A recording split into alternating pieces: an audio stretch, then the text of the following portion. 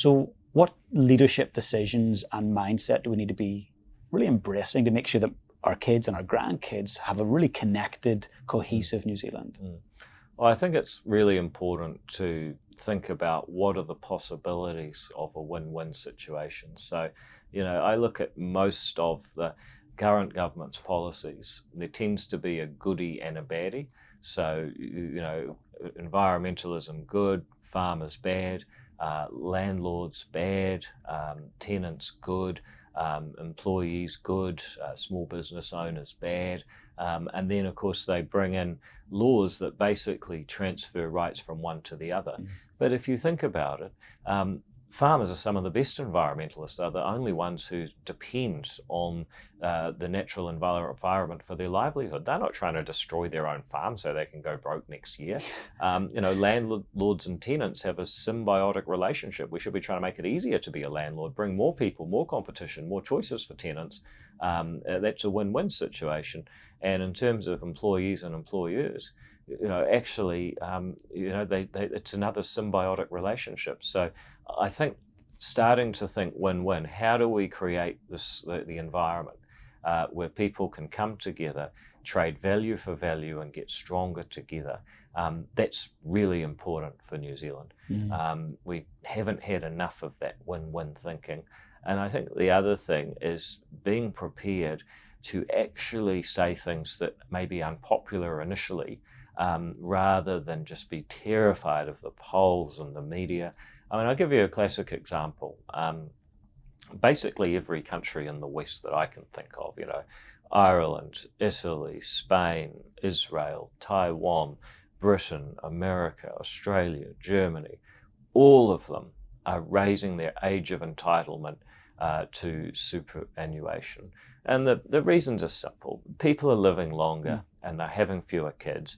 So there's more retirees, less taxpayers, and the ratio doesn't work. The simplest way to shift the ratio is to shift the age, and it's fair and just because if people are living longer and healthier, they don't need retirement income as early as they may have in the past. It's basic mathematics, right? Yeah, it's just arithmetic. And, ACT has never flinched from standing up, as long as I've been in Parliament, saying this needs to happen, and it's actually going to be easier if we start earlier.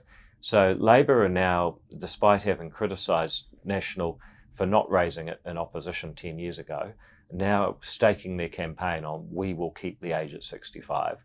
The Nats are now saying, no, we will raise it.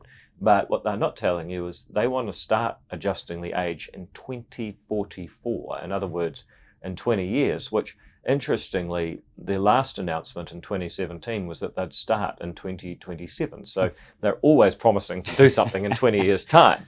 That's an example where political leaders need to stand up, have the courage of their convictions, explain the maths, and say, this is why we're doing it.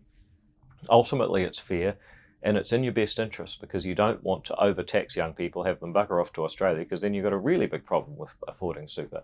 That's the other thing. I think win-win, but also be prepared to make hard calls and explain them, rather than, I can't say anything vaguely unpopular because I might lose a vote at the margin.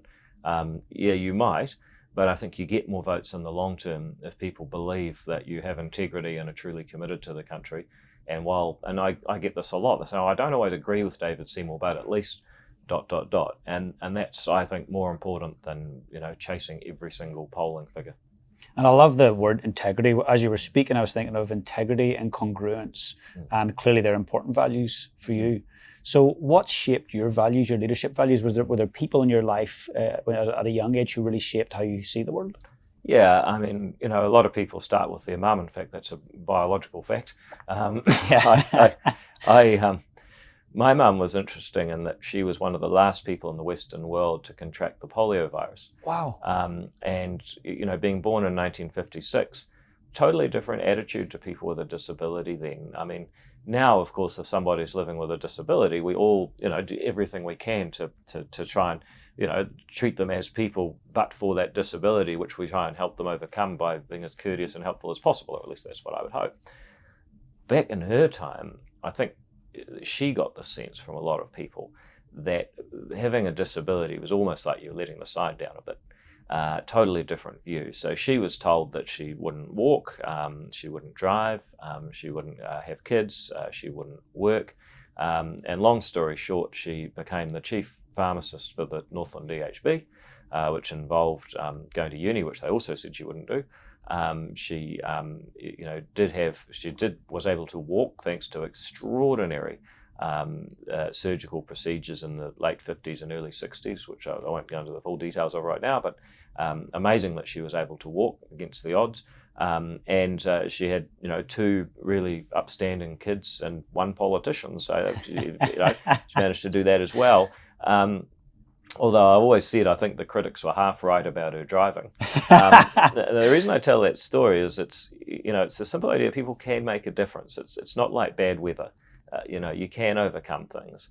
But she overcame it with help, with a generous welfare state that was there for you if you had true misfortune. And, at that time, New Zealand was, I think, one of the top 3 wealthiest countries in the world, mainly thanks to selling wool to the Korean War, but that's another story. They were able to do world-leading surgery to help people in need. So that's a vision of New Zealand. People can make a difference, and the state is necessary, but in concentrated ways for genuine misfortune, not just handing out money to win the next election.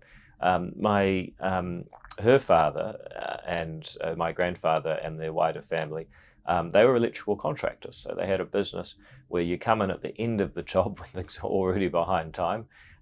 You have all sorts of things that can go wrong in contracting. You're usually doing one job to pay for the last one. I grew up hearing about the effects of exchange rates. Copper price is very important when you're pulling cables. There's a lot of copper there, and the copper price can affect that pretty quickly.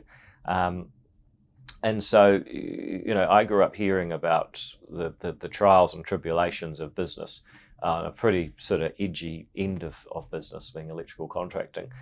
So that really shaped me too, that I don't see business as bad. I think when people, entrepreneurs, workers, investors, and customers, it's 4 types of people voluntarily coming together to provide what can't be done by any of them alone. I think that's actually a beautiful thing. But unfortunately, oftentimes you find that business gets beaten for some reason because it's somehow sinister. I think that's wrong.